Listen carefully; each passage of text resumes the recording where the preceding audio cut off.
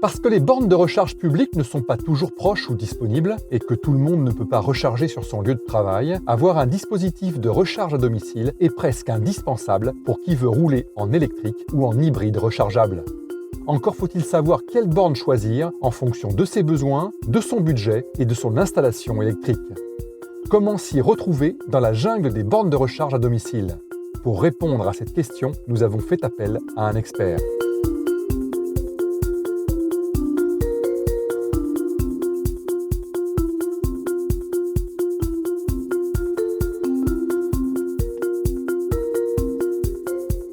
Quand on a un abonnement électrique, la puissance apparaît sur la facture. Donc ce qu'il faut, c'est de regarder de quelle puissance on dispose et se dire que le véhicule électrique est l'élément le plus puissant de la maison, bien plus puissant que le four ou le ballon d'eau chaude. Donc avant de faire venir le véhicule, il faut s'assurer qu'on a une puissance qui va de 6 à 12 kVA en général et se dire que ce qui compte aussi, c'est ce qui reste disponible. Si on a par exemple, en plus du ballon d'eau chaude, des appareils électroménagers et même des radiateurs électriques, il est possible qu'à certains moments, la puissance ne soit pas suffisante, mais bien sûr, ce qui compte, c'est la puissance de la maison avant tout et la consommation. Alors, c'est vrai que dans les hybrides rechargeables, les batteries sont plus petites, donc en pratique, la puissance nécessaire pour charger est moindre. Par exemple, quand on achète un véhicule électrique, les puissances de charge sont de l'ordre de 7,4 en monophasé ou 11 en triphasé, voire 22 en triphasé. C'est le cas par exemple de la Renault Zoé. Mais quand on achète une voiture hybride rechargeable, en général, on charge à 3,7 kW.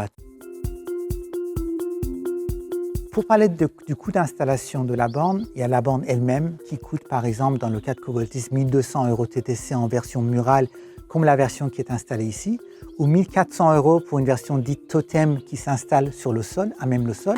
À ça, il faut ajouter bien sûr le coût de l'installation. Le coût de l'installation peut varier pour une maison individuelle entre 500 et 1 000 €. Tout dépend de la longueur du câble à installer, s'il y a de faire un peu de tranchée ou pas, un peu de béton à couler ou pas. S'il y a quelques parois à percer et quelques mètres de câble à tirer, on est plus proche de 500 bien sûr. Et si on va au-delà, s'il y a une vingtaine de mètres, quelques murs à passer, le budget peut augmenter. Ce qui est intéressant aussi, c'est de se dire que pour une maison individuelle, on a droit à 300 € de crédit d'impôt qui viennent en déduction des éléments que je viens d'évoquer. Et si on est dans une copropriété, là, on a droit même à des aides dites advenir qui vont aller jusqu'à 960 € ou jusqu'à la moitié du coût d'installation.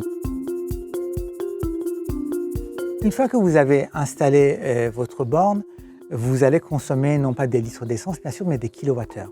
Le kilowattheure, le prix, vous le trouvez sur votre facture d'électricité. En heure pleine, c'est un prix qui peut monter à 18 centimes. En heure creuse, plutôt à 14 centimes. Il faut vous dire que tout dépend de l'usage que vous faites et combien de kilomètres vous roulez par jour. Vous allez vous retrouver quand même avec un budget d'usage qui par rapport à l'essence ou le gazole, va être divisé par 3 ou 4.